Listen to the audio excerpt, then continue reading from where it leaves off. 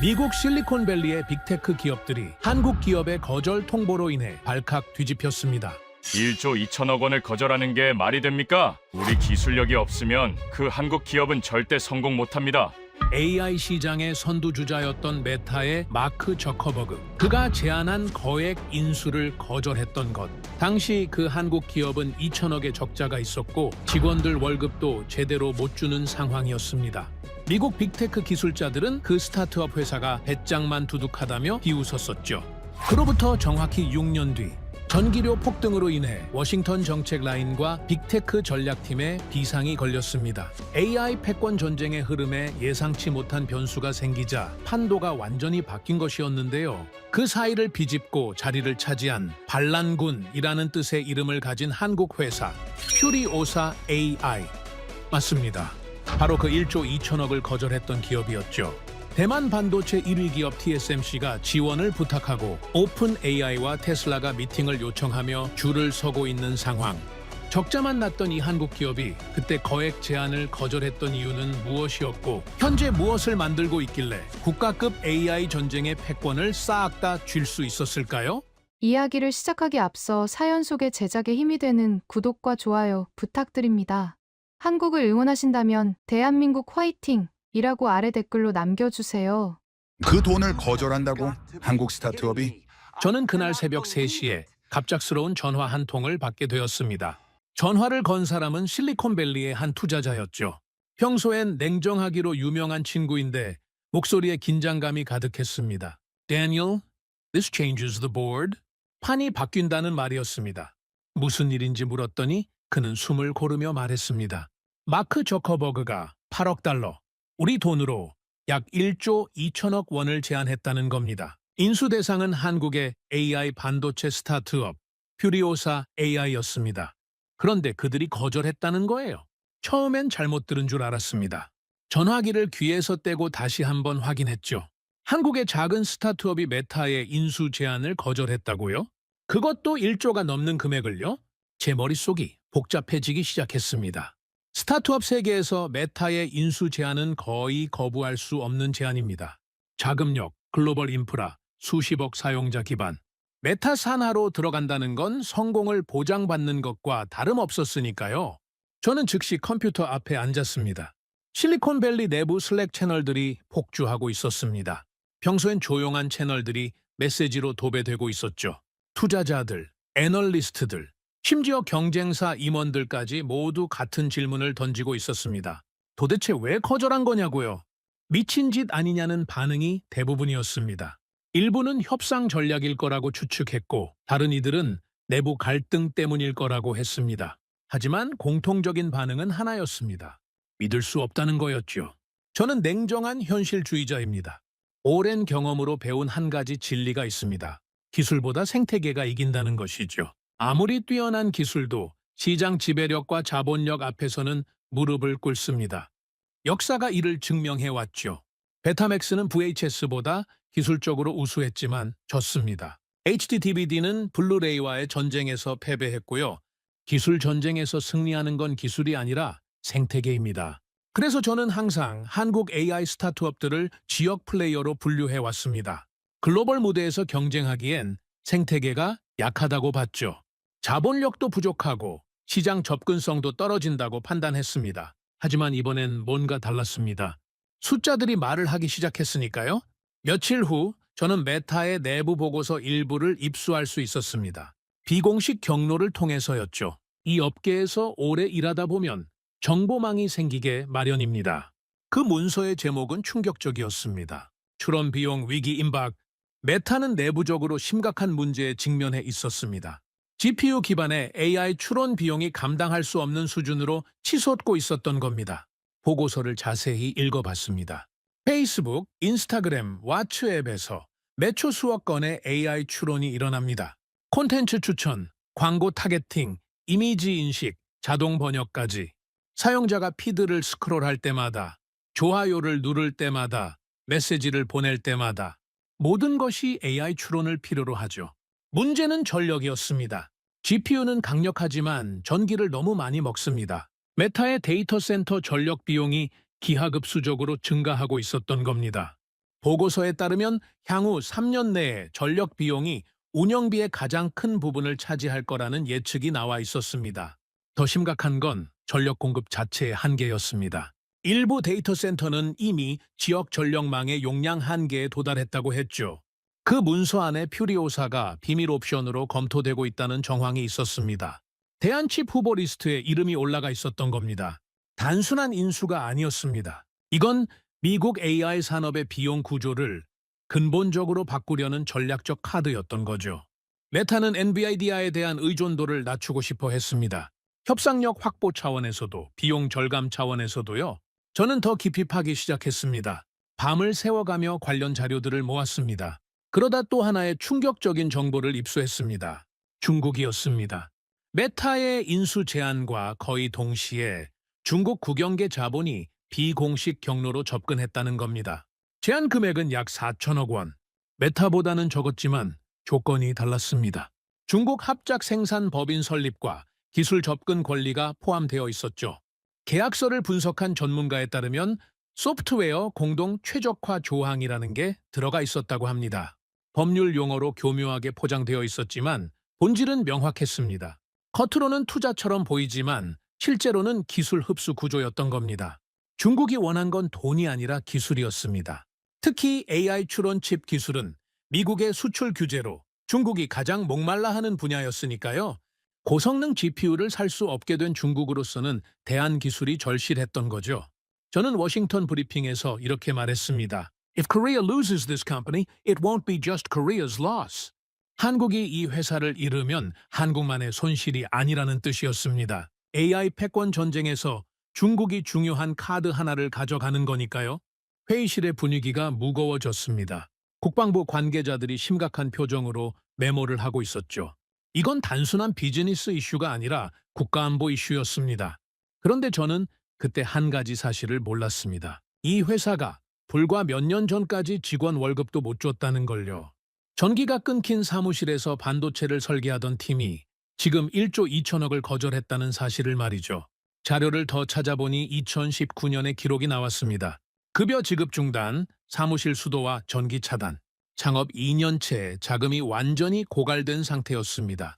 사진 한 장을 발견했습니다. 어두운 사무실에서 노트북 화면 불빛만으로 회의하는 모습이었죠. 여름인데도 창문을 활짝 열어놓은 게 에어컨이 없어서였겠죠. 그런데 더 놀라운 건 바로 그 시점에 중국 자본이 처음 접근했다는 겁니다. 우연치고는 너무 절묘한 타이밍이었죠. 돈이 없어서 망할 위기에 처한 스타트업에게 중국은 구원의 손길처럼 다가왔을 겁니다. 하지만 그들은 거절했습니다. 월급도 못 주는 상황에서 수백억 원의 투자를 거절한 겁니다. 왜일까요? 저는 이 질문 때문에 밤잠을 설쳤습니다. 커피를 마시며 데이터를 들여다보고 또 들여다봤습니다. 단순한 스타트업 성공 스토리가 아니었습니다. 여기엔 뭔가 더 큰 그림이 있었습니다. 누가 뒤에서 조용히 지원하고 있었을까요? 어떤 확신이 있었기에 그런 선택을 할 수 있었을까요? 한국 정부의 지원이 있었을까요? 아니면 다른 투자자가 있었을까요? 아니면 정말로 기술에 대한 확신만으로 버틴 걸까요? 저는 과거 한 번 실수한 적이 있습니다. 유망한 AI 칩 스타트업을 과소평가했다가 큰 투자 기회를 놓쳤죠. 그 회사는 나중에 수조 원대 기업 가치를 인정받았습니다. 그 실패 이후 저는 더욱 보수적이 되었습니다. 섣부른 판단을 하지 않으려 했고 검증되지 않은 기술에 회의적이었습니다. 한 번 대인 경험이 제게 신중함을 가르쳐 줬지만 동시에 편견도 심어준 셈이었죠. 하지만 이번엔 달랐습니다. 숫자들이 말을 하기 시작했으니까요. 메타가 1조를 제안했다는 건 단순한 관심이 아니라 절박함의 표현이었습니다. 세계 최고의 IT 기업이 한국의 작은 스타트업에 그런 금액을 제시했다는 것 자체가 이례적이었죠. 중국이 계속 접근한다는 건 이 기술이 전략적 가치가 있다는 증거였습니다. 그들은 돈이 아깝지 않았던 겁니다. 기술만 확보할 수 있다면요. 그리고 무엇보다 그들이 모든 제안을 거절했다는 사실. 이건 오만이 아니라 확신이었습니다. 자신들이 가진 게 무엇인지 정확히 알고 있었던 거죠. 저는 다시 분석을 시작했습니다. 이번엔 편견 없이 순수하게 숫자와 사실만 보기로 했죠. 과거의 실수를 반복하고 싶지 않았습니다. AI 전쟁은 총으로 싸우지 않습니다. 전기 요금으로 싸우는 거죠. 데이터 센터의 전력 비용이 곧 경쟁력입니다. 같은 성능이라면 전기를 덜 쓰는 쪽이 이깁니다. 중국은 현금을 들고 왔고 미국은 인수를 제안했습니다. 한국은 거절했습니다. 그날 이후 저는 이 회사를 단순 스타트업으로 보지 않게 되었습니다. 제 분석 리스트에서 지역 플레이어 카테고리를 지우고 글로벌 변수로 재분류했습니다. 1조를 거절한 이유는 돈이 아니었을 겁니다. 방향이었을 겁니다. 더 큰 미래를 보고 있었던 거죠. 저는 노트에 이렇게 적었습니다. 이 회사는 팔려고 하는 게 아니다. 더 큰 걸 만들고 있다고요. 2019년으로 거슬러 올라가 보겠습니다.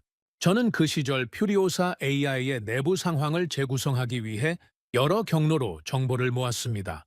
전직 직원 인터뷰, 투자 보고서, 심지어 사무실 관리비, 연체 기록까지 찾아봤죠. 이 정도로 깊이 파고든 건 정말 오랜만이었습니다.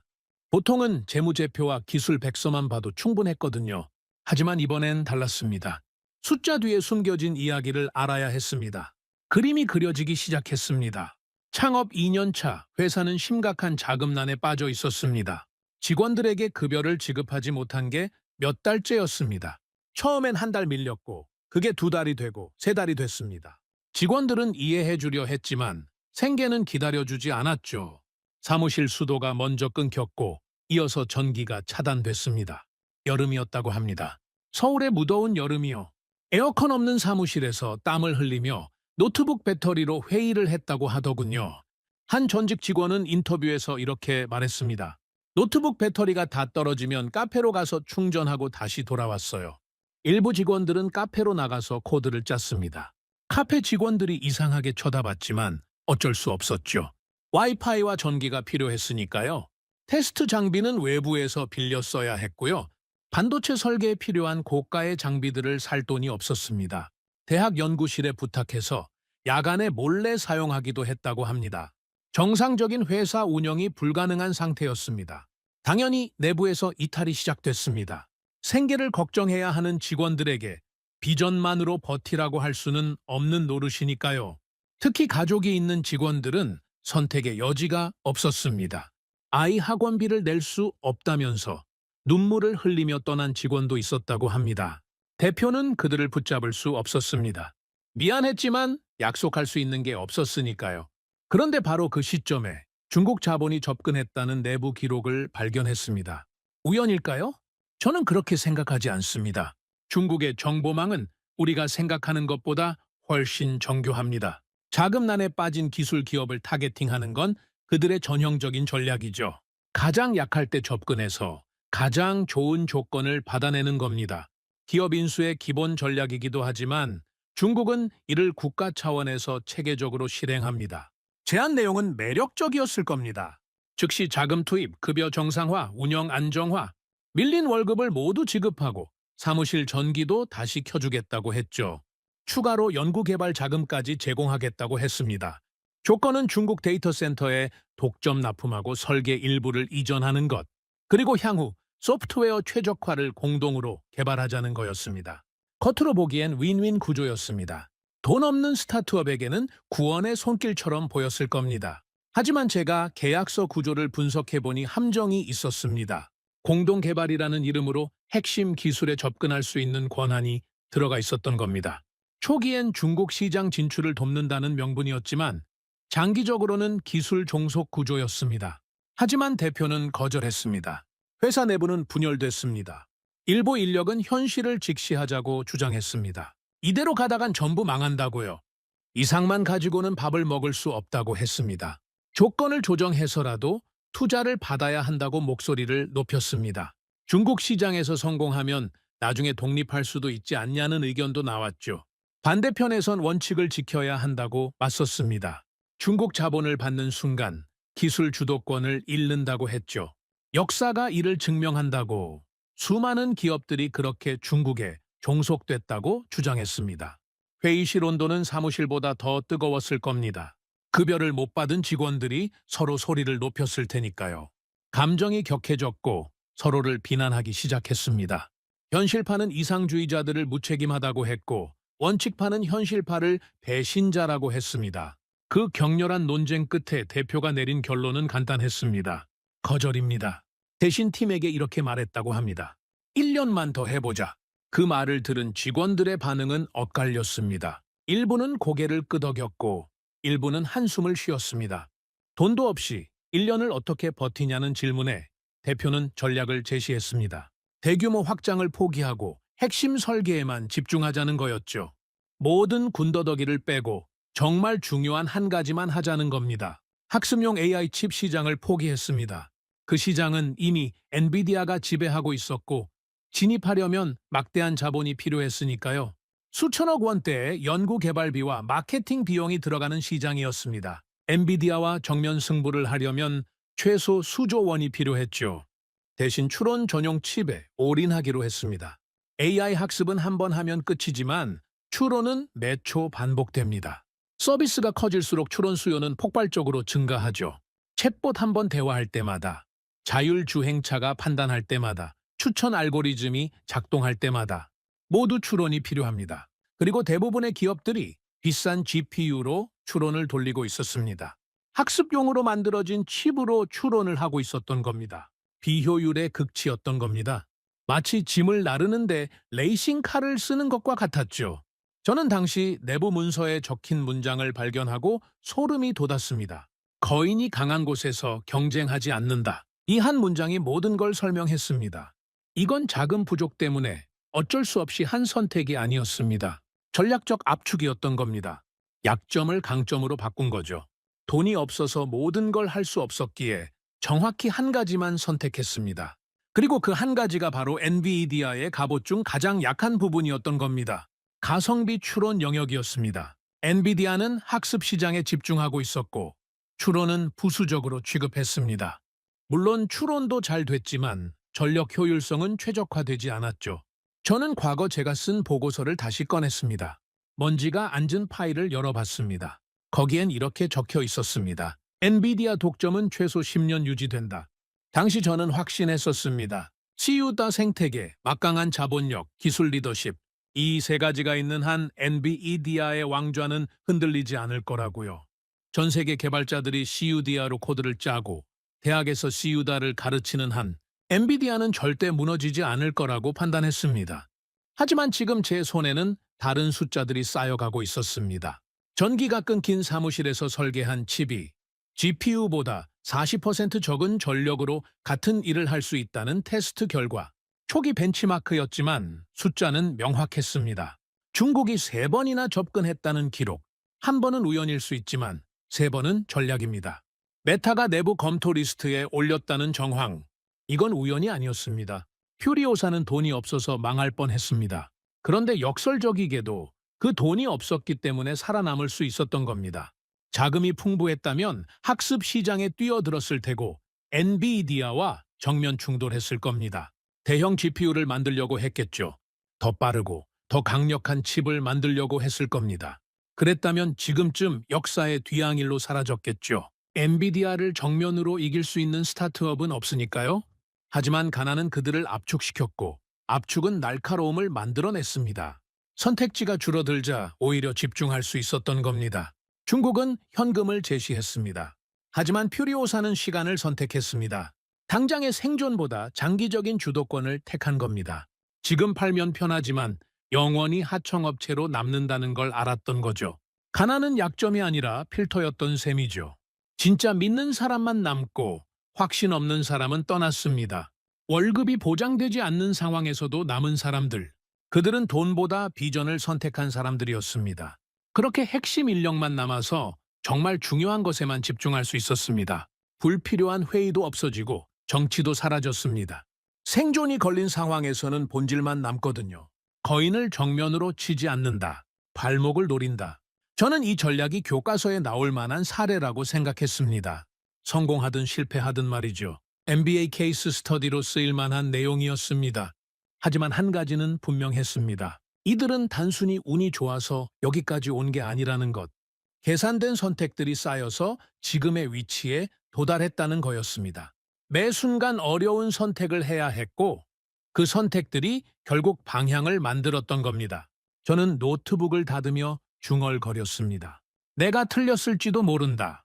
23년간 이 산업을 분석해오면서 제 분석이 틀렸을 거라고 생각한 적은 거의 없었습니다. 물론 세부적인 타이밍이나 수치에서 오차는 있었지만 큰 방향에서 틀린 적은 없었죠. 그게 제 자부심이었습니다. 하지만 이번엔 달랐습니다. 정이 끊긴 사무실에서 시작된 이야기가 어쩌면 AI 산업의 지형도를 바꿀 수도 있겠다는 생각이 들었으니까요. 단순한 느낌이 아니라 데이터가 그렇게 말하고 있었습니다. 물론 아직 단정할 순 없었습니다.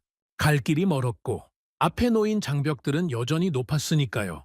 치유대 생태계라는 거대한 성벽이 있었고 엔비디아라는 공룡이 버티고 있었습니다. 하지만 적어도 한 가지는 확실했습니다. 이 회사를 더 이상 무시할 수 없다는 것. 그리고 제 보고서를 다시 써야 할지도 모른다는 것이었습니다. 저는 새 파일을 열고 제목을 적었습니다. 퓨리오사 AI 전략적 재평가. 이제 처음부터 다시 분석해야 했습니다. 편견 없이 오직 팩트만으로요. 2년 후 퓨리오사 AI는 조용히 첫 번째 칩을 공개했습니다. 이름은 워보이였죠. 저는 온라인 발표회를 지켜보고 있었습니다. 사실 큰 기대는 하지 않았습니다. 수많은 스타트업들이 혁신적인 칩을 발표했지만 대부분 시장에서 사라졌으니까요. 기술 발표와 상업적 성공은 완전히 다른 문제거든요. 하지만 스펙을 보는 순간 제 손이 멈췄습니다. 학습 기능이 없었습니다. 그래픽 처리 기능도 제거되어 있었죠. 오직 AI 추론만을 위한 설계였습니다. GPU 대비 약 40% 낮은 전력 소모라는 수치가 눈에 들어왔습니다. 저는 계산기를 두드렸습니다. 대형 데이터 센터에서 이 차이가 의미하는 바를 계산하기 시작했죠. 만약 이 수치가 실제로 구현된다면 연간 수백억 원의 전력비 절감이 가능했습니다. 하나의 데이터 센터에서 말이죠. 글로벌 규모로 확장하면 조 단위의 절감 효과였습니다. 나는 발표 자료를 처음 봤을 때 이렇게 생각했습니다. 또 하나의 특화칩이군. 시장을 바꾸기엔 약하다. 왜냐하면 특화칩은 늘 같은 문제에 부딪히기 때문입니다. 범용성이 떨어진다는 거죠. GPU는 학습도 되고 추론도 되고 그래픽도 처리합니다. 하지만 추론 전용 칩은 추론만 합니다. 기업 입장에선 범용 칩이 더 편합니다. 인프라 관리가 단순해지니까요. 하지만 그날 동시에 두 개의 전쟁이 시작되고 있었습니다. 하나는 기술 전쟁이었습니다. 다른 하나는 보이지 않는 자본 전쟁이었죠. 저는 그중 하나만 보고 있었던 겁니다. 몇 주 후 MLPerf 결과가 발표됐습니다. MLPerf는 AI 반도체 업계의 수능 같은 겁니다. 표준화된 테스트로 각 칩의 성능을 객관적으로 비교하죠. 엔비디아, AMD, 인텔 같은 거대 기업들이 모두 참여하는 벤치마크입니다. 퓨리오사의 워보이가 그 리스트에 올라와 있었습니다. 저는 숫자를 확인했습니다. 엔비디아 A2 칩과 비교했을 때 특정 이미지 분류 작업에서 가격 대비 성능이 우위에 있었습니다. 더 놀라운 건 전력 효율성 항목이었습니다. 같은 작업을 처리하는 데 필요한 전력이 확연히 낮았던 겁니다. 하지만 저는 여전히 회의적이었습니다. 벤치마크는 실험실 환경입니다. 실제 현장에서는 다른 변수들이 많이 작용하거든요. 그런데 2차 제출 결과를 보고 생각이 바뀌기 시작했습니다. 소프트웨어 개선만으로 성능이 2배 향상된 겁니다. 하드웨어는 그대로인데 컴파일러와 런타임을 최적화해서 성능을 끌어올린 거죠. 이건 단순한 칩이 아니었습니다. 하드웨어 설계와 소프트웨어 최적화, 런타임 제어가 통합된 시스템이었던 겁니다. 즉 설계 철학 자체가 달랐던 거죠. 엔비디아는 강력한 하드웨어를 만들고 개발자들이 최적화하도록 맡깁니다. 하지만 퓨리오사는 하드웨어와 소프트웨어를 동시에 설계했습니다. 칩을 만들면서 동시에 그 칩을 가장 효율적으로 쓰는 방법까지 개발한 겁니다. 저는 그 결과를 3번 다시 확인했습니다. 실수가 있을 수도 있다고 생각했으니까요. 하지만 숫자는 변하지 않았습니다. 전기도 못 내던 회사가 효율성에서 엔비디아를 앞선다고? 그 순간 처음으로 불안이 스쳤습니다. 제가 뭔가 중요한 걸 놓치고 있는 게 아닌가 하는 불안이었죠. 그리고 곧이어 더 큰 사건이 터졌습니다. TSMC가 움직인 겁니다. TSMC, 타이완 반도체 제조회사. 세계 최고의 파운드리 기업이죠. 애플의 칩도 만들고 AMD의 칩도 만들고 엔비디아의 최신 GPU도 만듭니다. 이 회사가 퓨리오사의 칩을 최첨단 공정으로 생산하기로 결정했습니다. 이게 얼마나 큰 의미인지 설명하겠습니다. TSMC는 항상 불가동입니다. 세계 최고의 기술력을 가진 회사이고 주문이 몰려서 오히려 거절하는 경우가 많습니다. 특히 최첨단 공정은 물량이 제한적입니다. 생산 라인이 한정되어 있고 수요는 넘쳐나니까요. 애플, 엔비디아 같은 초거대 기업들이 줄을 서서 기다립니다. 그런 회사가 직원 200명도 안 되는 한국 스타트업에게 라인을 배정했습니다. 이건 단순 생산 계약이 아닙니다. TSMC는 기술을 검증합니다. 생산 전에 철저하게 설계를 분석하고 수요를 예측하고 시장성을 평가합니다. 검증되지 않은 설계에는 귀중한 라인을 할애하지 않습니다. 의미는 하나였습니다. 우리는 이 설계를 검증했다. 이건 된다. TSMC가 승인했다는 건 기술적 완성도를 인정받았다는 뜻입니다. 그리고 상업적 가능성도 있다고 판단했다는 의미죠. 워싱턴 전략회의에서 저는 이렇게 말했습니다. TSMC가 움직였다는 건 단순한 기대가 아니라 기술 검증 완료라는 뜻입니다. 회의실이 조용해졌습니다. 국방부 관계자, 상무부 담당자, 의회 보좌관들이 심각한 표정으로 메모를 했습니다. 한 관계자가 물었습니다. 그렇다면 중국도 이 정보를 알고 있겠군요? 저는 고개를 끄덕였습니다. 이미 알고 있을 겁니다. 그리고 예상대로 중국이 다시 움직였습니다. 워보이 발표 직후 중국계 반도체 컨소시엄이 세 번째로 접근했습니다. 이번엔 제한 금액을 상향했습니다. 이전보다 훨씬 큰 금액이었죠. 하지만 조건은 여전했습니다. 중국 합작 생산 법인 설립. 다만 이번엔 조건을 일부 완화했습니다. 기술 공유 요구 수준을 낮췄고 소프트웨어 공동 개발 조항을 수정했습니다. 겉으로 보기엔 양보처럼 보였습니다. 하지만 저는 계약서 구조를 분석해 봤습니다. 핵심은 그대로였습니다. 법률 용어만 바뀌었을 뿐 본질적으로 기술 접근권을 확보하는 구조는 변하지 않았던 겁니다. 더 교묘해졌을 뿐이었죠. 내부 소식에 따르면 회사 내에서 논쟁이 있었다고 합니다. 일부 인원은 현실론을 주장했습니다. 이러다 자금이 바닥난다. 조건 일부는 수용해야 한다. 양산 준비에는 막대한 비용이 듭니다. 칩 설계가 끝났다고 해서 끝이 아니거든요. 테스트, 검증, 양산 준비, 고객 확보까지 모든 단계에 돈이 필요합니다. 그리고 퓨리오사는 여전히 매출이 거의 없었습니다. 투자금으로 버티고 있는 상황이었죠.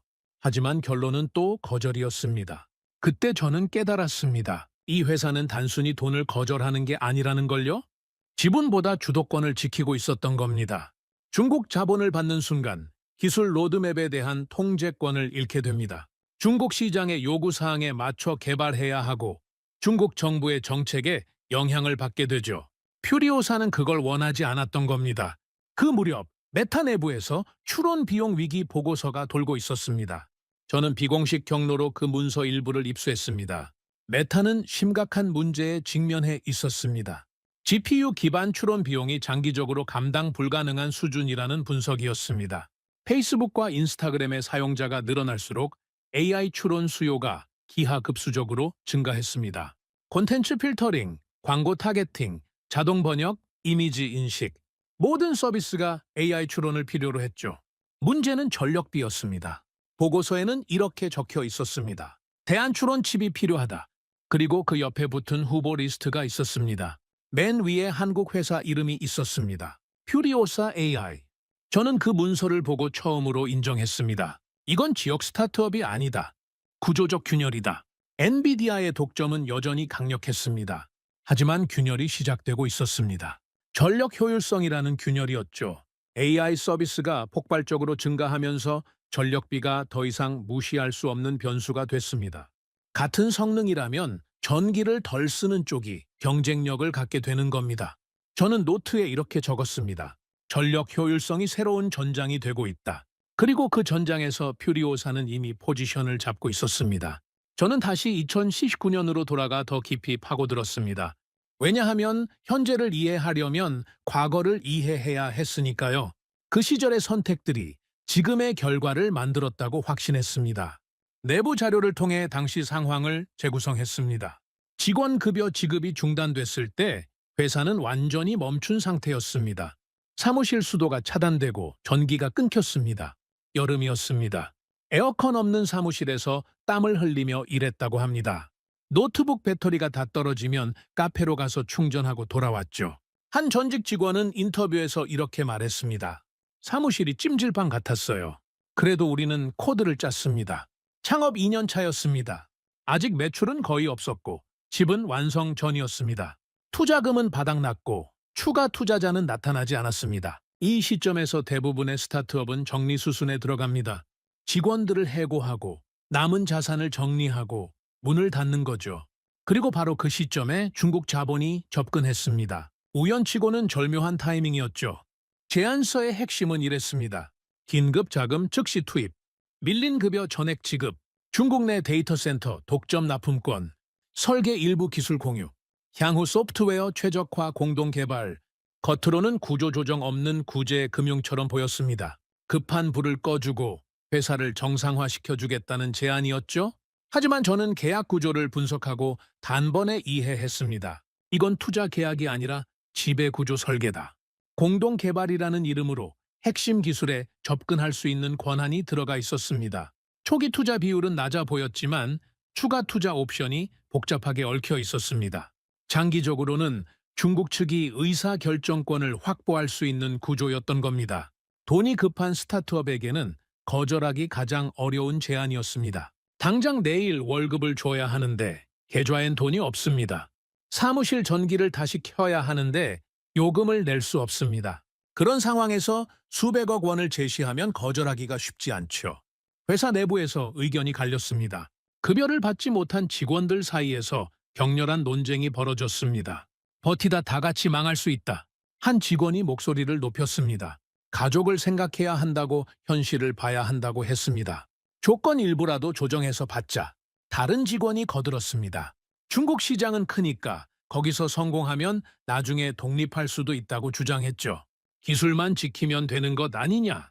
또 다른 목소리가 나왔습니다. 핵심 기술은 우리가 갖고 있으니 일부 공유는 괜찮지 않냐는 의견이었습니다. 반대편에서는 원칙을 지켜야 한다고 맞섰습니다. 지금 주도권을 넘기면 영원히 하청이다. 중국 자본을 받는 순간 우리는 중국 회사가 된다. 기술 공유는 시작일 뿐이다.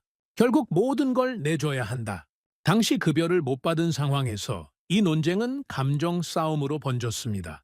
서로를 비난하고 목소리를 높였습니다. 현실파는 이상주의자들을 무책임하다고 했습니다. 원칙파는 현실파를 단기적 사고라고 비판했습니다. 회의실 온도는 바깥 온도보다 더 뜨거웠을 겁니다. 그 격렬한 논쟁 끝에 대표가 말했습니다. 지금 주도권을 넘기면 영원히 하청이다. 저는 이 대목에서 멈췄습니다. 전기도 끊긴 상태에서 주도권을 이야기한다는 것, 월급도 못 주는 상황에서 장기 전략을 말한다는 것, 이건 두 가지 중 하나였습니다. 현실 감각 없는 낭만이거나 미래를 정확히 계산한 선택이었습니다. 저는 후자라고 판단했습니다. 왜냐하면 그 다음 행동이 체계적이었으니까요. 자금이 없었기에 선택지는 줄어들었습니다. 하지만 그들은 그 제약을 전략으로 바꿨습니다. 학습 시장을 포기했습니다. 대형 서버 시장도 포기했습니다. 화려한 그래픽 기능도 버렸습니다. 오직 추론에만 집중하기로 했습니다. 저는 과거 제가 쓴 보고서를 떠올렸습니다. 엔비디아의 학습 시장 지배는 10년 이상 지속될 것이다. 당시 저는 확신했었습니다. 학습용 GPU 시장에서 엔비디아를 이길 방법은 없다고요. 기술력, 생태계, 자본력 모든 면에서 압도적이니까요.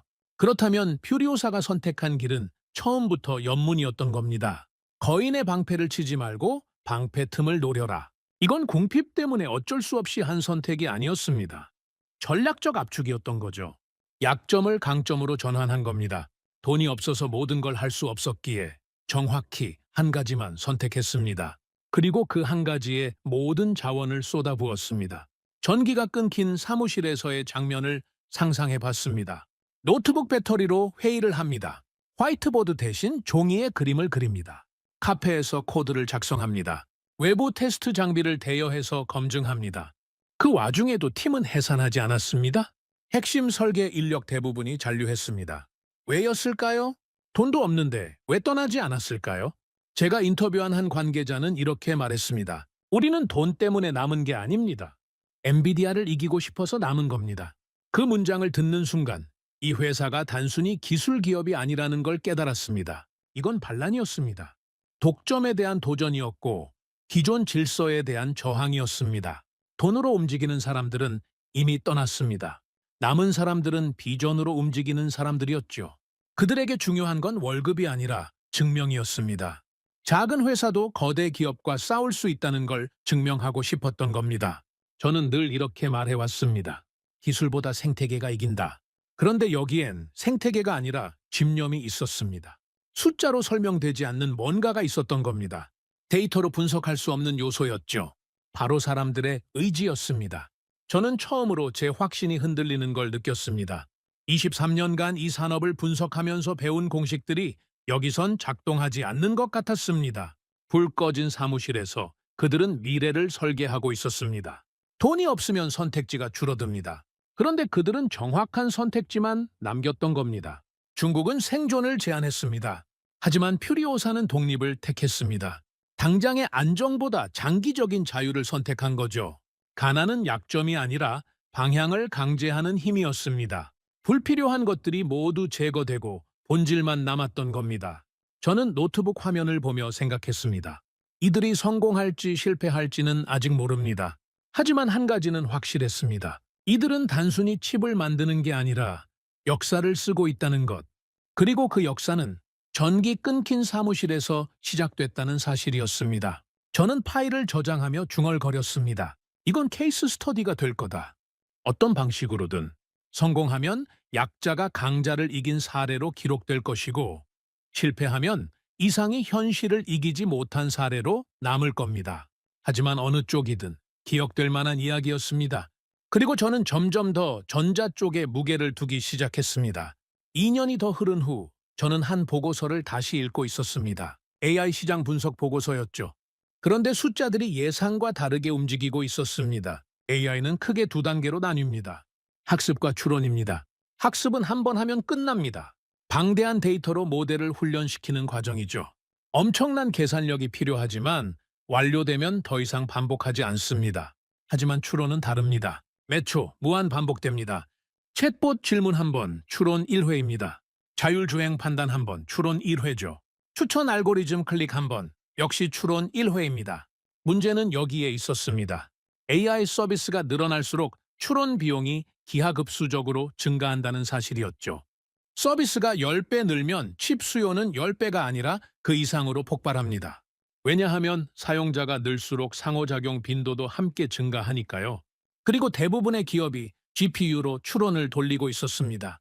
학습용으로 설계된 칩으로 추론을 하고 있었던 겁니다.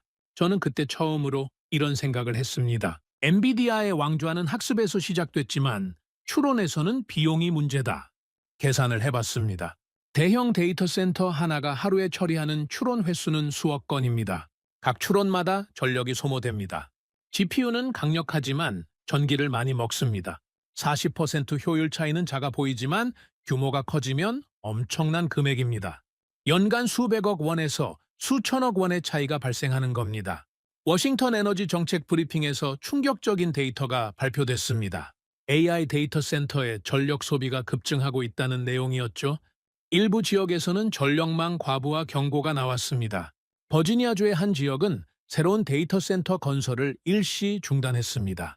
전력 공급 능력이 한계에 도달했기 때문이었죠. 더 심각한 건 전력 인프라 투자 속도가 AI 서버 증설 속도를 따라가지 못한다는 점이었습니다. 발전소를 짓는 데는 몇 년이 걸리지만 AI 서비스는 몇 달 만에 폭발적으로 증가하니까요. 저는 메모에 이렇게 적었습니다. AI 전쟁은 계산 속도가 아니라 전력 효율 전쟁이다. 이 문장을 쓰는 순간 퓨리오사의 전략이 선명하게 보이기 시작했습니다. 학습을 포기하고 추론에만 올인한 이유가 이해됐던 겁니다. 전력 40% 절감은 단순한 수치가 아니었습니다. 그건 비용 구조를 뒤집는 숫자였던 거죠. 같은 예산으로 60% 더 많은 서비스를 제공할 수 있다는 의미였습니다. 아니면 같은 서비스를 40% 저렴하게 제공할 수 있다는 뜻이었죠. 경쟁 우위는 여기서 나오는 겁니다. 중국도 이 흐름을 읽고 있었습니다. 내부 보고서에 따르면 중국은 학습용 GPU 수급이 막히면서 전략을 수정하기 시작했습니다.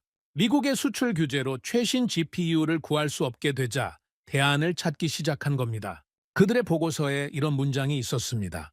저전력 추론 칩이 전략적 자산이 된다. 그리고 다시 등장한 이름이 있었습니다. 한국 스타트업 퓨리오사 AI였죠. 저는 깨달았습니다. 중국이 노린 건 단순 기술 이전이 아니었다는 걸요. AI 데이터 센터의 전력 주도권이었던 겁니다.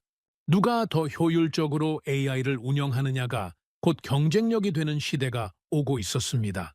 그리고 그 경쟁력의 핵심이 추론 칩이었던 거죠.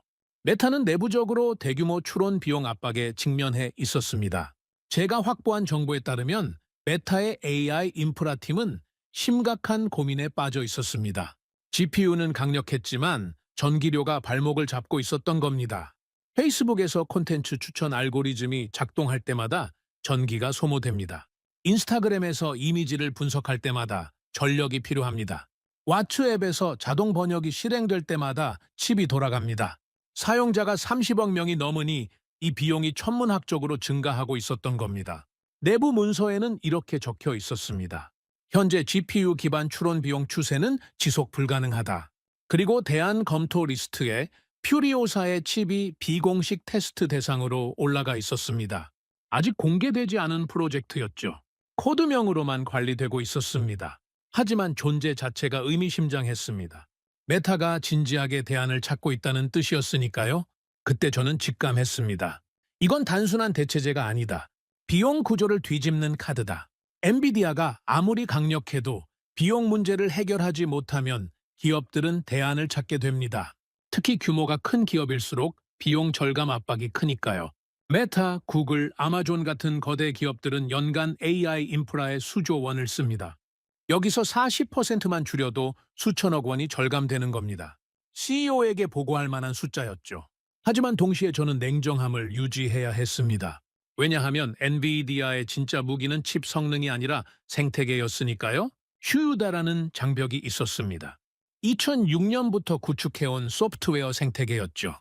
전 세계 AI 개발자의 90%가 CUDA를 사용합니다.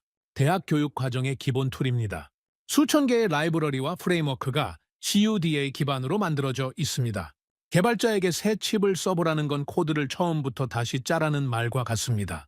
아무리 효율이 좋아도 기존 코드를 수정해야 한다면 기업들은 움직이지 않습니다. 전환 비용이 너무 크니까요.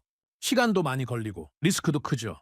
그렇다면 질문은 하나였습니다. 퓨리오사는 이 장벽을 넘을 계획이 있는가? 저는 그 답을 아직 몰랐습니다. 자료를 더 찾아봤지만 명확한 정보가 없었습니다. 컴파일러를 개발하고 있다는 정보는 있었지만 얼마나 완성됐는지는 알 수 없었습니다. 파이토치 호환성을 확보하려 한다는 소문도 있었지만 검증된 정보는 아니었죠. 이 부분이 가장 큰 리스크였습니다. 기술은 입증됐지만 생태계는 아직 미완성이었던 겁니다. 그래서 저는 보고서를 수정했습니다. 엔비디아 독점은 10년 유지된다. 이 문장을 이렇게 고쳤습니다. 학습 시장 독점은 유지될 가능성이 높다. 그러나 추론 시장은 구조적 균열이 발생 중이다. 더 신중한 표현으로 바꾼 겁니다. 완전한 전복은 아니지만 변화의 조짐은 분명하다는 의미였죠. 저는 퓨리오사를 처음으로 위협 카테고리로 분류했습니다. 변수가 아니라 위협이었습니다. 엔비디아를 무너뜨릴 가능성은 낮지만 엔비디아의 가격 결정력을 약화시킬 가능성은 충분했습니다. 대안이 존재한다는 사실만으로도 협상력이 생기니까요. 메타나 구글이 엔비디아와 가격 협상을 할 때 이제 카드가 하나 더 생긴 겁니다. 우리는 다른 선택지도 있다고 말할 수 있게 됐죠. 이게 시장에서 얼마나 중요한지 저는 알고 있었습니다. 독점 기업의 가장 큰 무기는 대안이 없다는 사실입니다. 하지만 대안이 생기는 순간 협상 구도가 바뀝니다. 저는 동료 애널리스트에게 이메일을 보냈습니다. 추론 시장을 주목해야 한다. 판이 바뀌고 있다. 가장 높은 벽이 남아 있었습니다. 저는 늘 이렇게 말해왔습니다. 칩이 아니라 생태계가 이긴다. 엔비디아의 진짜 무기는 GPU 성능이 아닙니다. 2006년부터 구축해온 CUDA 생태계입니다. 이건 단순한 소프트웨어 툴이 아니었습니다. 개발자들의 습관이자 산업 표준이자 교육 커리큘럼이었죠. 전 세계 AI 개발자 90%가 CUDA를 사용합니다. 스탠퍼드, MIT, 카네기 멜론 같은 명문대에서 CUDA를 가르칩니다. 수천 개의 라이브러리와 프레임워크가 CUDA 기반으로 만들어져 있습니다. 텐서플로우, 파이토치 같은 주요 프레임워크도 모두 CUDA를 지원합니다. 개발자에게 새 칩을 써보세요라고 하는 건 코드를 처음부터 다시 짜세요와 같습니다. 몇 년간 쌓아온 코드베이스를 버리라는 말이죠. 기술이 좋아도 쓰지 않으면 존재하지 않는 것과 같습니다. 시장에서 검증받지 못한 기술은 아무 의미가 없습니다. 저는 솔직히 이 벽은 못 넘는다고 봤습니다. 휴대의 생태계를 무너뜨리는 건 불가능에 가깝다고 판단했죠. 너무 많은 사람들이 너무 오랜 시간 동안 너무 많은 투자를 했으니까요. 그런데 자료를 더 파보니 이 회사는 이미 대응 전략을 실행 중이었습니다. 정면 돌파가 아니라 우회 전략이었죠. 자체 컴파일러 스택을 구축하고 있었습니다. 하드웨어와 소프트웨어를 연결하는 핵심 기술이었습니다. 런타임 최적화 엔진도 개발 중이었습니다. 코드가 실행되는 동안 자동으로 최적화하는 시스템이었죠. 개발 문서를 공개하는 전략도 취하고 있었습니다. 오픈소스 커뮤니티와 협력하려는 시도였습니다. 파이토치 호환성 확보에도 노력하고 있었습니다. 파이토치는 AI 연구자들이 가장 많이 쓰는 프레임워크 중 하나였습니다. 즉, CUDA를 무너뜨리는 게 아니라 CUDA를 우회하려는 전략이었던 겁니다. 기존 개발자들이 최소한의 수정만으로 퓨리오사 칩을 쓸 수 있게 만드는 거였죠. 저는 처음으로 감탄했습니다. 이건 무모한 도전이 아니라 단계적 침투다. 한 번에 모든 걸 바꾸려는 게 아니었습니다. 조금씩 점진적으로 진입하려는 전략이었죠. 처음엔 추론 전형으로 시작합니다. 추론은 학습보다 코드 수정이 적게 필요합니다. 이미 훈련된 모델을 돌리기만 하면 되니까요. 기업 입장에서도 리스크가 낮습니다. 학습은 기존 GPU로 하고 추론만 퓨리오사 칩으로 하면 됩니다. 전면 교체가 아니라 부분 도입이 가능한 겁니다. 그렇게 점유율을 확보하면 생태계가 자연스럽게 따라옵니다. 개발자들이 퓨리오사 칩에 익숙해지고 라이브러리가 늘어나고 커뮤니티가 형성되는 거죠. 영리한 전략이었습니다. 하지만 현실은 냉정했습니다. 재무 숫자를 확인했을 때 제 표정이 굳었습니다. 2019년 이후 적자가 계속 확대되고 있었습니다. 누적 적자가 2천억 원을 넘어섰습니다. 아직 대규모 매출은 발생하지 않았습니다. 양산 전 단계였으니까요. 이게 반도체 팹리스의 숙명입니다. 설계부터 테이프아웃, 양산, 고객 확보까지 모든 단계에 돈이 듭니다. 그런데 매출은 마지막 단계에서야 발생하죠. 이 구간을 업계에서는 죽음의 계곡이라 부릅니다. 여기서 대부분의 스타트업이 무너집니다. 기술은 완성했는데 돈이 떨어져서 망하는 겁니다. 가장 억울한 방식의 실패죠. 저는 메모에 이렇게 적었습니다. 기술은 통과, 자금은 위험. 기술적으로는 검증됐지만 재무적으로는 위험한 상황이었습니다. 그리고 이 시점에서 중국 자본이 다시 접근했습니다. 네 번째 제안이었습니다. 투자 규모를 대폭 상향했습니다. 양산을 보장해주겠다는 조건도 넣었습니다. 중국 내 팹과의 연결을 제한했고 대량 생산 계약도 약속했습니다. 대신 일부 소프트웨어 접근을 요구했습니다. 이번엔 더 노골적이었습니다. 양산 리스크를 줄여주겠다. 중국 시장 진출을 보장하겠다. 대신 공동 기술 개발 구조를 만들자. 사실상 장기적 기술 종속 구조였습니다. 초기엔 투자로 시작하지만 점점 의존도가 높아지는 구조였죠. 소프트웨어 접근권을 주면 결국 하드웨어 설계 노하우도 흘러가게 됩니다. 그런데 또 거절했습니다. 네 번째 거절이었습니다. 저는 솔직히 이해가 되지 않았습니다. 자금이 부족하다면서 왜 계속 거절하는가? 합리적인 선택처럼 보이지 않았습니다. 회사는 적자 상태고 양산엔 더 많은 돈이 필요하고 매출은 불확실한 상황이었으니까요. 그런데 수천억 원의 투자를 거절한다는 건 도박처럼 보였습니다. 미국 내부에서도 계산이 돌아가고 있었습니다. 워싱턴 전략회의에서 이런 논의가 오갔습니다. 한국이 이 회사를 지키지 못하면 중국이 가져갈 수 있다. 기술적 가치가 검증됐다면 우리가 선제적으로 움직여야 하는 것 아닌가? 그렇다면 미국 기업이 인수해야 하는가? 여기서 메타의 인수 시도가 다시 논의에 올랐습니다. 메타는 단순 기술 확보만이 아니라 전략적 차단 효과도 고려했습니다. 중국이 이 기술을 확보하지 못하게 막는 거였죠. 일종의 방어적 인수였던 겁니다. 하지만 그 제안도 거절됐습니다. 1조 2천억 원을 거절한 겁니다. 이 회사는 미국도 중국도 선택하지 않았습니다. 독자 생존을 택한 거였죠. 저는 그때 처음으로 이 회사를 도박꾼이 아니라 전략가로 보기 시작했습니다. 왜냐하면 선택이 일관됐기 때문입니다. 가난은 여전했습니다. 리스크는 더 커졌습니다. 불확실성도 높았습니다. 그런데 선택의 방향은 흔들리지 않았습니다. 기술 주도권 유지, 생태계 독립 추구, 추론 시장 집중, 이 세 가지 원칙이 한 번도 바뀌지 않았던 겁니다. 돈이 없을 때도, 돈을 제한받았을 때도, 위기에 처했을 때도 방향은 항상 같았습니다. 이건 우연이 아니었습니다. 확신이었던 거죠. 자신들이 가는 길이 맞다는 확신. 시간이 지나면 시장이 따라올 거라는 확신. 추론 시장이 폭발할 거라는 확신. 그 확신이 모든 선택을 만들고 있었던 겁니다. 저는 보고서 마지막 줄에 이렇게 썼습니다. 이 회사가 실패하면 교과서적 실패 사례가 될 것이다. 성공하면 판을 바꾼 혁신 사례가 될 것이다. 그리고 저는 점점 더 후제 무게를 싣기 시작했습니다. 숫자들이 그렇게 말하고 있었으니까요.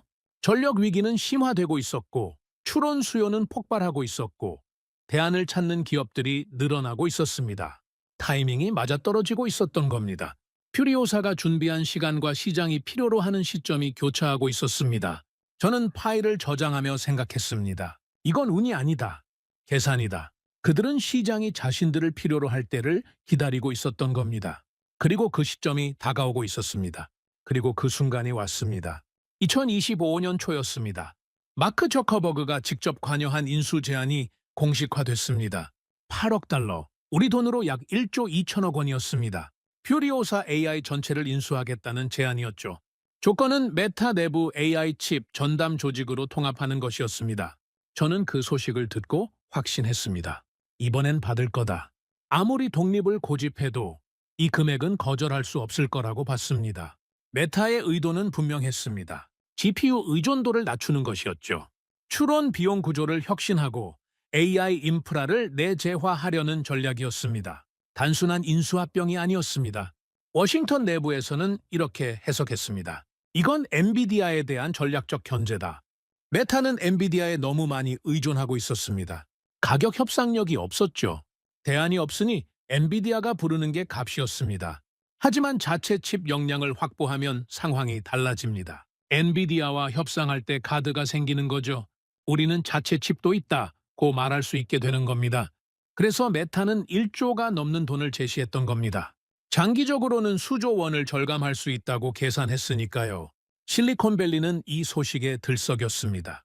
투자자들 사이에서 축하 인사가 오갔습니다. 드디어 엑시트하는군. 현명한 선택이다. 1조면 충분히 합리적인 금액이지. 아무도 거절할 거라고 생각하지 않았습니다.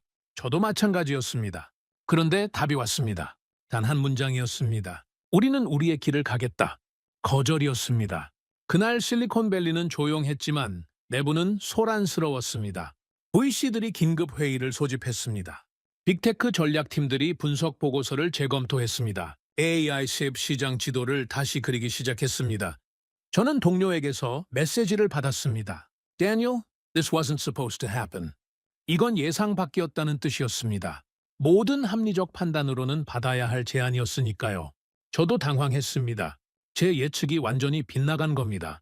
메타 제안 거절 직후 중국계 컨소시엄이 다시 움직였습니다. 이번엔 조건을 더 완화했습니다. 소수 지분 투자만 하겠다고 했습니다.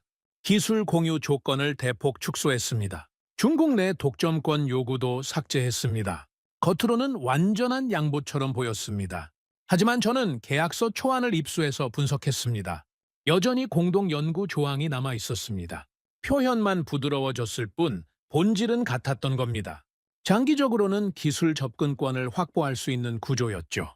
결과는 동일했습니다. 5번째 거절이었습니다. 그때 저는 확신했습니다. 이 회사는 매각을 고려하지 않는다. 구조 자체를 바꾸려 한다. 단순히 성공적인 엑시트를 원하는 게 아니었습니다.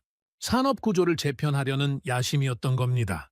메타가 1조를 제안했다는 사실 자체가 기술 검증이 됐습니다. 시장의 시선이 완전히 바뀌었죠. 투자자들이 재유입되기 시작했습니다. 글로벌 기업들의 테스트 요청이 증가했습니다. 전략적 가치가 급상승했습니다. 워싱턴 분석 보고서에 이런 문장이 들어갔습니다.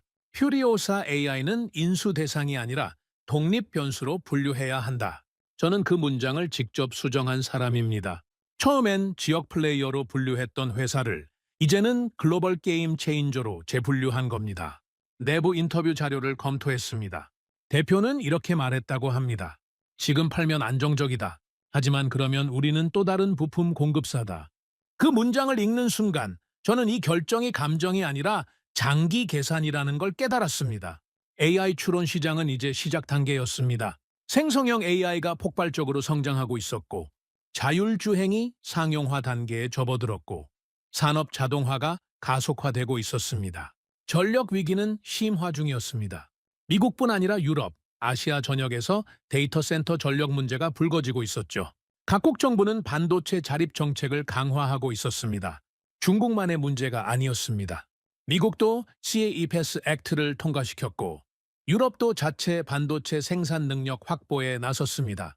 한국도 시스템 반도체 육성에 박차를 가하고 있었습니다. 지금은 작아 보이지만 5년 후에는 판이 완전히 달라질 수 있었습니다. 그 계산이었던 겁니다. 메타산하로 들어가면 안정적이지만 성장의 한계가 정해집니다. 메타의 필요에 맞춰 개발하게 되고 메타의 전략에 종속되는 거죠.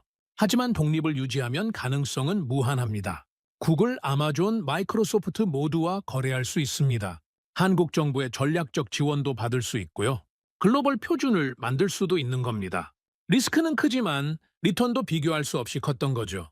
저는 그 논리를 이해했습니다. 그리고 인정했습니다. 이건 도박이 아니라 전략이라는 걸요. 냉철한 계산에 기반한 선택이었던 겁니다. 저는 보고서 결론을 이렇게 썼습니다. 엔비디아를 무너뜨릴 가능성은 낮다. 그러나 엔비디아 독점의 균열을 낼 가능성은 충분하다. 완전한 전복은 어렵지만 구조적 변화는 가능하다는 의미였습니다. 그리고 그 변화만으로도 충분히 의미가 있었습니다. 독점 시장에 경쟁이 생기면 가격이 내려가고 혁신이 가속화되고 선택권이 생기니까요. 소비자에게도 산업에게도 국가에게도 이익이었습니다. 1조는 숫자였습니다. 하지만 독립은 방향이었습니다. 메타는 사려고 했고 중국은 묶으려 했습니다. 한국은 거절했습니다. 그날 이후 이 회사는 더 이상 작은 회사가 아니었습니다. 글로벌 AI 전쟁의 한 축으로 자리 잡은 겁니다. 저는 워싱턴 회의에서 이렇게 말했습니다. 우리는 이 회사를 주목해야 합니다. 이건 단순한 스타트업 성공 스토리가 아닙니다. 패권 전쟁의 새로운 변수입니다. 회의실이 조용해졌습니다. 그리고 모두가 고개를 끄덕였습니다. 판은 아직 끝나지 않았습니다. 아니, 이제 시작이었습니다. 저는 워싱턴 전략 보고서의 마지막 장을 쓰고 있었습니다. 제목은 이랬습니다. 한국의 칩도전 메모리를 넘어서. 그리고 첫 문장을 이렇게 적었습니다. 한국은 메모리 이후 시스템 반도체에서 다시 이름을 올릴 수 있는가? 이건 단순한 질문이 아니었습니다. 한국 반도체 산업의 미래를 묻는 질문이었죠. 한국은 메모리 강국입니다. 삼성과 SK 하이닉스가 글로벌 메모리 시장을 지배합니다. DRAM과 NAND 플래시에서는 압도적입니다. 하지만 AI 시대의 핵심은 시스템 반도체입니다. CPU, GPU, AI 설비 같은 것들이죠. 여기엔 설계 능력이 필요합니다. 소프트웨어와 하드웨어의 통합이 필요합니다. 생태계 구축 능력이 필요합니다. 고객사 확보도 중요합니다. 이 영역은 그동안 미국이 주도했습니다. 인텔, AMD, 엔비디아, 퀄컴이 시장을 나눠 가졌죠. 중국이 추격했지만 미국의 기술 격차를 좁히지 못했습니다. 유럽은 뒤처졌고요. 그 판 위에 직원 200명 남짓한 한국 스타트업이 서 있었습니다. 퓨리오사 AI였습니다. 전력 위기와 구조적 기회에 대해 생각했습니다. AI는 멈추지 않습니다. 생성형 AI 서비스가 폭발적으로 증가하고 있습니다. 차엣 GPT 같은 서비스가 일상이 됐고 자율주행이 상용화 단계에 들어섰고 산업 자동화가 가속화되고 있습니다. 추론 수요는 매달 폭발 중입니다. 작년 대비 300% 이상 증가했다는 보고서도 있었죠. 그리고 전력은 부족해지고 있습니다. 이건 일시적 트렌드가 아닙니다. 구조적 문제입니다. 발전소를 짓는 속도보다 AI 서버가 증가하는 속도가 빠릅니다. 재생에너지로 전환하는 과정에서 전력 공급은 더 불안정해지고 있습니다. 전기료는 계속 오르고 있고요. 저는 이제 확신합니다. 전력 효율은 성능만큼 중요해질 것이다. 아니, 어쩌면 성능보다 더 중요해질 수도 있습니다. 아무리 빨라도 전기료를 감당할 수 없으면 쓸 수 없으니까요. 이 지점이 바로 퓨리오사가 서 있는 자리였습니다. 그들이 몇 년 전에 선택한 방향이었습니다. 전기가 끊긴 사무실에서 내린 결정이었죠. 한국 정부의 움직임도 주목하고 있었습니다. AI 반도체는 이제 기업의 문제가 아니라 국가 전략의 문제였습니다. 정부 차원의 투자가 확대되고 있었습니다. 시스템 반도체 자립 정책이 추진되고 있었고 AI 인프라 구축 계획도 발표됐습니다. 한국이 이번엔 메모리대와 다른 선택을 할 수 있을지 지켜보고 있었습니다. 메모리 반도체는 대규모 자본과 제조 기술로 승부했습니다. 한국이 잘할 수 있는 영역이었죠. 하지만 시스템 반도체는 다릅니다. 설계 철학과 소프트웨어 생태계가 핵심입니다.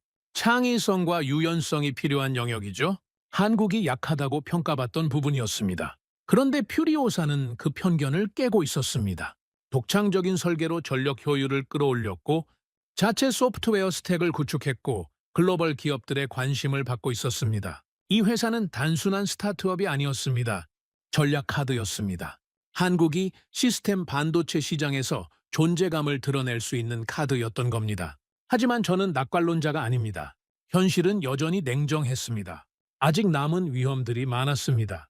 누적 적자는 계속 증가하고 있었습니다. 양산 리스크도 있었습니다. 설계는 완료됐지만 대량 생산은 별개의 문제입니다. 수율이 나오지 않으면 비용이 폭증합니다. 수유데이 생태계 장벽도 여전했습니다. 컴파일러를 개발하고 있지만 완전한 호환성을 확보하려면 시간이 더 필요했습니다. 엔비디아의 방역 가능성도 있었습니다. 엔비디아는 가만히 있지 않을 겁니다. 추론 시장이 중요해지면 추론 특화 제품을 내놓을 수도 있습니다. 자원과 생태계에서 압도적 우위니까 따라잡기는 어렵지 않을 겁니다. AI 시장은 승자 독식 구조가 강합니다. 1등과 2등의 격차가 엄청나게 벌어지는 시장이죠. 2등도 살아남기 어려운 구조입니다. 이 모든 걸 고려하면 여전히 리스크가 큽니다. 성공 확률보다 실패 확률이 높을 수도 있습니다. 하지만 저는 한 가지 사실을 인정했습니다. 처음엔 이렇게 생각했습니다. 한국 스타트업이 엔비디아를 흔든다고? 불가능하다고 봤습니다. 생태계 차이가 너무 크다고 판단했죠. 지금 저는 다르게 말합니다. 엔비디아의 독점은 여전히 강하다. 그러나 균열은 시작됐다. 완전한 전복은 어렵지만 변화는 진행 중이었습니다. 그리고 그 균열은 전기가 끊긴 사무실에서 시작됐습니다. 월급을 못 주던 팀이 1조 2천억을 거절했습니다. 이건 숫자의 이야기가 아니었습니다. 방향의 이야기였습니다. 신념의 이야기였습니다. 전략의 이야기였죠. 저는 20년 넘게 반도체 산업을 분석해왔습니다. 숫자는 거짓말하지 않는다고 믿어왔습니다. 데이터와 팩트만으로 판단해왔죠. 그런데 이번엔 달랐습니다. 숫자만으로는 설명되지 않는 뭔가가 있었습니다. 사람들의 의지였습니다. 포기하지 않는 집념이었습니다. 더 큰 미래를 향한 확신이었습니다. 이 회사가 성공할지 실패할지는 아직 모릅니다. 5년 후에는 역사의 주석으로 남을 수도 있고 새로운 역사를 쓸 수도 있습니다. 하지만 한 가지는 분명합니다. 이들은 돈보다 방향을 선택했습니다. 지분보다 주도권을 선택했습니다. 안정보다 독립을 선택했습니다. 그리고 그 선택들이 지금 의미를 갖기 시작했습니다.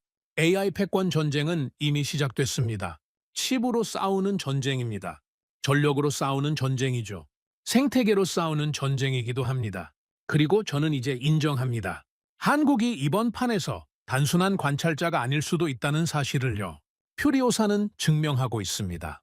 작은 나라의 작은 회사도 글로벌 게임을 바꿀 수 있다는 걸요. 메모리 반도체에서 그랬던 것처럼 시스템 반도체에서도 한국의 이름을 올릴 수 있다는 걸요. 저는 보고서를 마무리하며 이렇게 썼습니다. 게임은 끝나지 않았다. 이제 시작이다. 그리고 그 시작점에는 전기 끊긴 사무실에서 꿈을 포기하지 않았던 사람들이 있었습니다. 골리앗은 아직 서 있습니다. 강력하고 거대하고 무너질 것 같지 않습니다. 하지만 다윗의 돌은 이미 날아갔습니다. 어디에 맞을지는 아직 모릅니다. 하지만 궤적은 정확합니다. 전력 효율이라는 급소를 향해 날아가고 있습니다. 저는 파일을 저장했습니다. 그리고 워싱턴의 동료들에게 보고서를 발송했습니다. 제목은 한국의 AI 칩 도박, 전략적 평가. 하지만 이제 저는 이게 도박이 아니라는 걸 알고 있었습니다. 치밀하게 계산된 전략이었습니다. 그리고 그 전략이 작동하기 시작했습니다. 저는 처음 이 한국 회사를 접했을 때 회의적이었습니다. 한국의 작은 스타트업이 글로벌 AI 전쟁의 판을 바꿀 수 있을까? 솔직히 불가능하다고 봤습니다. 하지만 지금은 생각이 바뀌었습니다. 불가능해 보이는 일도 올바른 방향과 흔들리지 않는 신념이 있으면 가능할 수도 있다는 걸 배웠습니다. 퓨리오사 AI는 여러 번 무너질 수 있었습니다. 전기가 끊겼을 때, 중국 자본을 거절했을 때, 메타의 1조를 거절했을 때, 하지만 그들은 버텼습니다. 왜냐하면 그들에게는 숫자보다 중요한 게 있었으니까요. 방향이었습니다. AI 전쟁의 미래는 아직 쓰이지 않았습니다. 엔비디아가 계속 지배할 수도 있고 새로운 강자가 등장할 수도 있습니다. 하지만 한 가지는 확실합니다. 변화는 이미 시작됐다는 것입니다. 그리고 그 변화의 한가운데 한국 기업이 서 있다는 사실입니다. 전기 끊긴 사무실에서 시작된 도전이 이제 글로벌 무대에 서 있습니다. 이건 단순한 성공 스토리가 아닙니다. 작은 것이 큰 것에 도전하는 이야기입니다. 신념이 현실을 바꾸는 이야기입니다. 한국이 다시 한번 불가능을 가능으로 만들 수 있다는 이야기입니다. 저는 이 이야기를 지켜보며 많은 걸 배웠습니다. 기술보다 생태계가 이긴다고 믿었지만 때로는 신념이 생태계를 이긴다는 것도 배웠습니다. 숫자가 전부라고 생각했지만 방향이 숫자보다 중요할 수도 있다는 걸 배웠습니다. 그리고 작은 나라의 작은 회사도 세상을 바꿀 수 있다는 걸 배웠습니다. 이 이야기는 아직 끝나지 않았습니다. 퓨리오사가 성공할지 실패할지는 시간이 말해줄 겁니다. 하지만 이미 그들은 하나를 증명했습니다. 도전할 가치가 있다는 것을요. 그리고 그 도전이 세상을 조금씩 바꾸고 있다는 것을요. 여러분은 어떻게 생각하시나요? 작은 기업의 큰 도전, 이 이야기가 어떻게 끝날 것 같으신가요? 메모리 반도체를 넘어 시스템 반도체 강국으로 나아가는 대한민국의 도전. 그 중심에 퓨리오사 AI 같은 기업들이 있다는 사실이 자랑스럽습니다. 구독과 좋아요로 응원해 주시면 더욱 재미있는 이야기로 찾아뵙겠습니다. 해외 감동 사연을 소개해드리는 스페셜 코리아였습니다. 감사합니다.